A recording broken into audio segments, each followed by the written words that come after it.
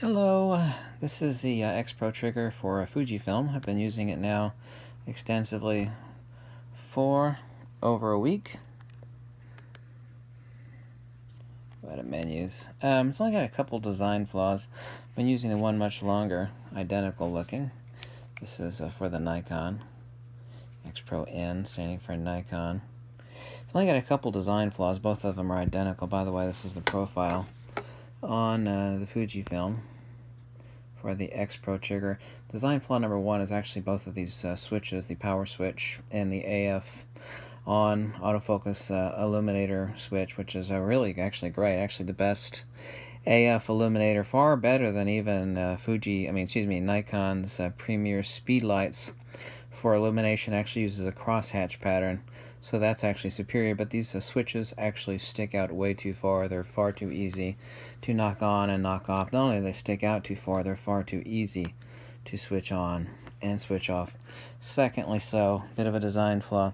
They actually made this, it takes two AA batteries, by the way.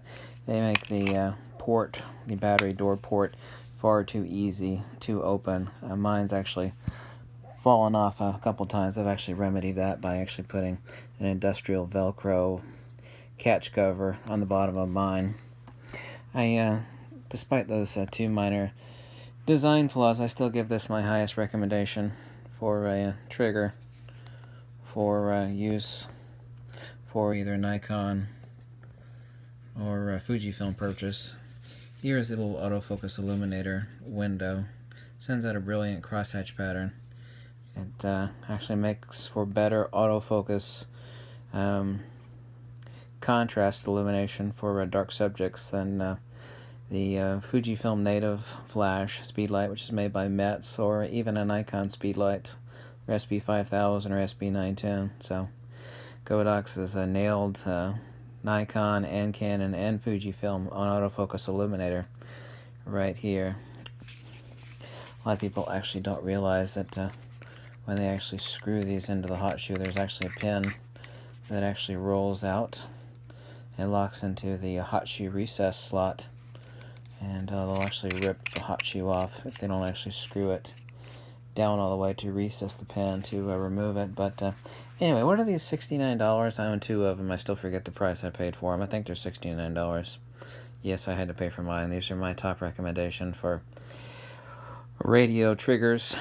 Oh, also importantly, these will actually work up close, unlike the Series 1, where if you actually had the speedlight too close to the transmitter, you'd have an issue with that. That is not an issue on these units. There's even a function setting for that. For, yeah, there we go, distance. You can actually set it to 0 to 30 meters for firing. And that actually does work.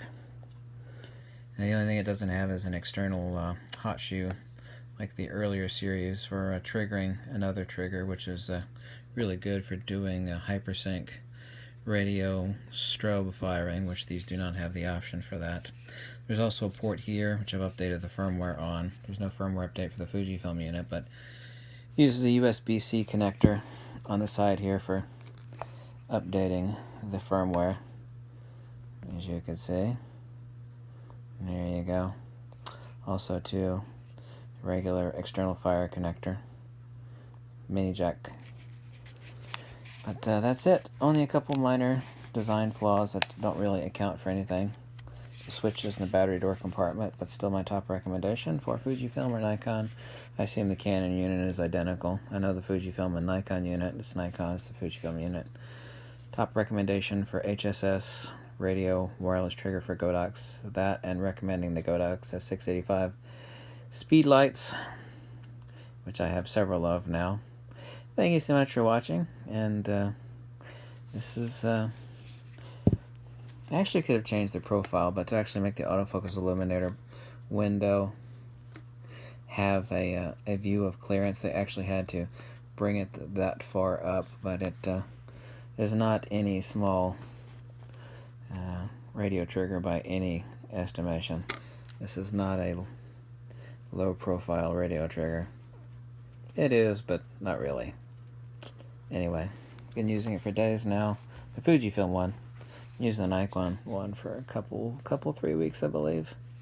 Thanks so much for watching, and that's the XPRO trigger from Godox. Thanks. Bye.